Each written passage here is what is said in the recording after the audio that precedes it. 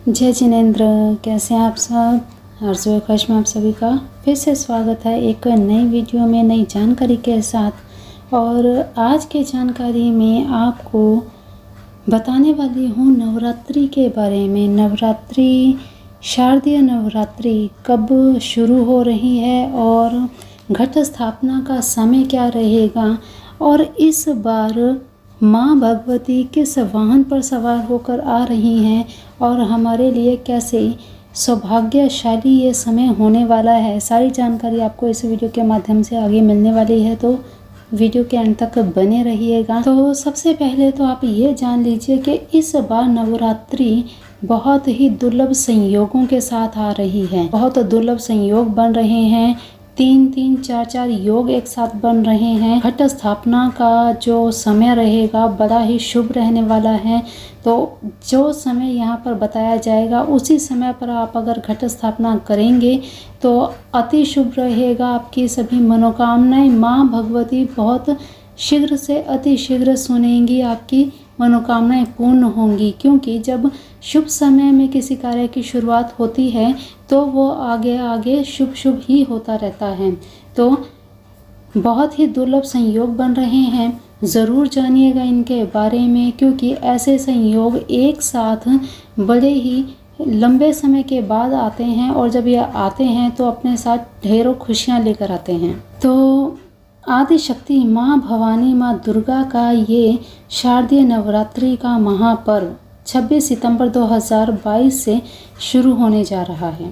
तो और 4 अक्टूबर को नवरात्रि का समापन होगा और 5 तारीख को विजयादशमी है। तो नवरात्रि माँ दुर्गा के 9 रूपों को समर्पित है, ये सभी जानते हैं। ये 9 दिन हमारे हिंदू धर्म में बहुत ही महत्वपूर्ण माने जाते हैं, क्योंकि इन 9 दिनों में माँ के 9 रूपों की पूजा अर्चना की जाती है। माँ जगदम्बा की पूजा अर्चना करके माँ को प्रसन्न किया जाता है। पूरी विधि विधान से घट स्थापना की जाती है।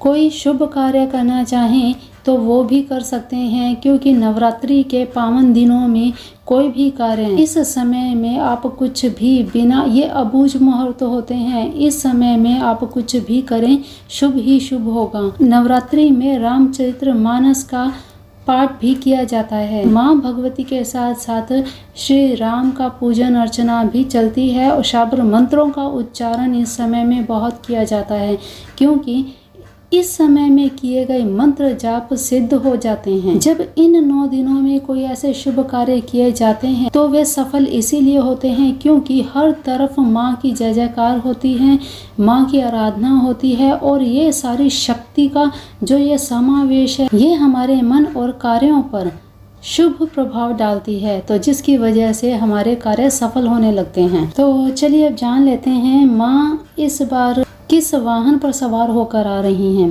तो सोमवार का दिन है, नवरात्रि का प्रारंभ दिवस। तो माँ आ रही हैं इस बार हाथी पर सवार होकर, और माँ दुर्गा के हाथी पर सवार होने का अर्थ है अधिक वर्षा का संकेत मिलता है। इसका अर्थ तो यही लगता है अभी मौसम फिर से बारिश वाला होने वाला है। तो चलिए नवरात्रि की प्रथम तिथि कब से कब तक रहेगी जान लेते हैं। 26 सितंबर सुबह 3:23 पर प्रथमा तिथि शुरू होगी और रहेगी 27 सितंबर की सुबह 3:07 तक।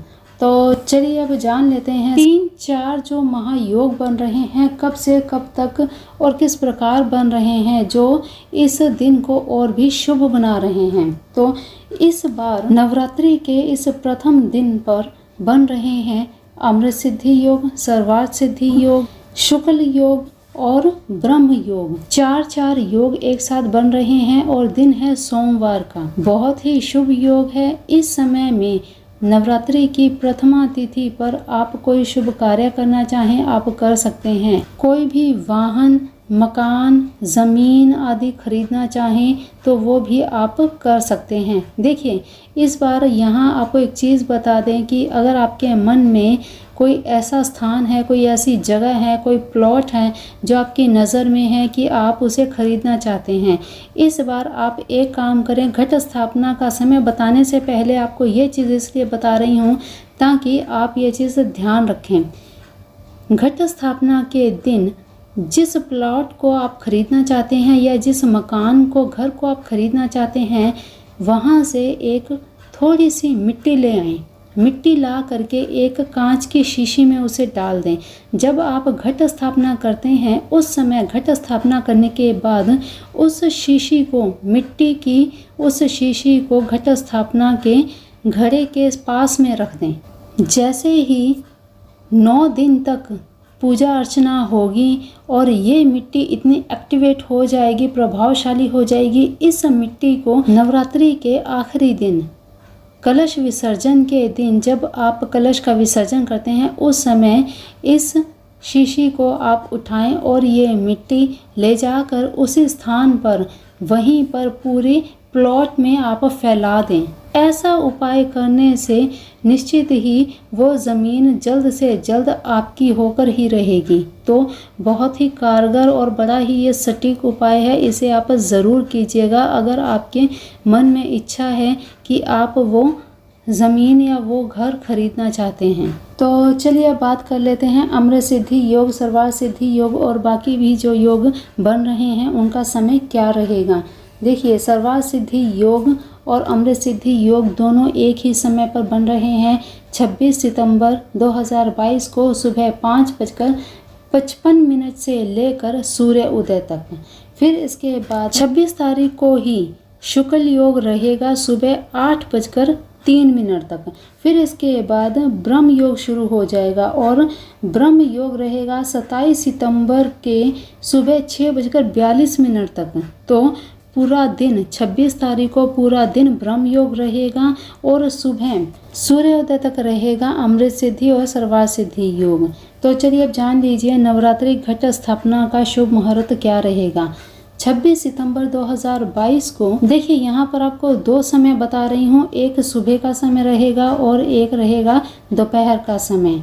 तो दोनों ही समय में पहला समय रहेगा सुबह 5:55 से लेकर सुबह के ही 7:48 तक। घट स्थापना का बेहद शुभ मुहूर्त है क्योंकि सूर्य उदय तक अमृत सिद्धि सर्वार्थ सिद्धि योग है। तो आप कोशिश करें 5:55 पर सब कार्य शुरू कर लें, उसके बाद कंटिन्यू आप चलने दें, कोई समस्या नहीं है। 7:48 तक आप अपना कार्य संपन्न कर लें। फिर इसके बाद दोपहर का समय रहेगा अभिजीत मुहूर्त। तो अभिजीत मुहूर्त आ रहा है ब्रह्म योग में, बहुत ही शुभ समय है ये भी। सुबह अगर आप ना कर पाएँ तो इस समय में आप कर सकते हैं अभिजीत मुहूर्त में। अभिजीत मुहूर्त का समय रहेगा 26 सितंबर 2022 को सुबह 11:54 से लेकर दोपहर के 12:42 तक। तो ये 2 समय हैं घट स्थापना के, बहुत ही शुभ संयोग बन रहे हैं। तो इन 2 समय में से किसी भी समय का कोशिश करें, आप सुबह का ही समय का चुनाव करें क्योंकि अमृत सिद्धि सर्वार्थ सिद्धि योग नवरात्रि के दिन में और प्रथम दिन आना बहुत ही शुभ संकेत है ये आपकी सफलताओं के लिए। तो शुभ समय में ही शुभ कार्य की शुरुआत करनी चाहिए। तो माँ भगवती आप सभी की मनोकामनाएं पूर्ण करें और आपके सभी कार्य शुभ समय पर हों। इसी कामना के साथ आज की वाणी को देती हूँ विराम। मिलते हैं फिर इसी प्रकार की और भी नई जानकारी के साथ। और इन जानकारियों को, इन वीडियोस को अपने तक ही सीमित ना रखें, इन्हें आगे भी शेयर कर दिया कीजिए ताकि सभी इनका भरपूर लाभ ले पाएँ। तो चलिए आज के लिए इतना ही। अगली वीडियो आने तक अपना ध्यान रखिए, मस्त रहिए, स्वस्थ रहिए, अपने अपनों का भी ध्यान रखिए। जय जिनेंद्र।